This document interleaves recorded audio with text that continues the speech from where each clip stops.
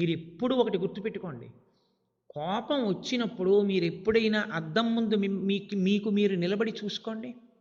ఎంత నెత్తురు, ఎంత ఉద్వేగంతో నురగలు కక్కుతూ పరిగెడుతూ ఉంటుందో. బ్లడ్ ప్రెషర్ పెరిగిపోతుంది. లోపల మీరు దేవాలయంలోకి వెళ్ళి ఈశ్వరుడి ముందు కూర్చున్నా సరే, మీరు ఎవరి పట్ల వ్యగ్రతతో ఉన్నారో అదే గుర్తొస్తుంది. ఆలోచన మీద ఆలోచన, ఆలోచన మీద ఆలోచన పెరిగిపోయి, మీరు ఊగిపోతుంటారు, ఉద్రేకపడిపోతుంటారు. ఆ సమయంలో అతనికి మనుష్యుడు కాదు, రాక్షసత్వం ఆవహించేస్తుంది. మిమ్మల్ని మీరు పరిశీలించుకోకపోతే, నేనిలా ఉండొచ్చా? ఇంత కోపం ఏమిటి నాకు? ఈ కోపం వల్ల నేను సాధించేదేమిటి?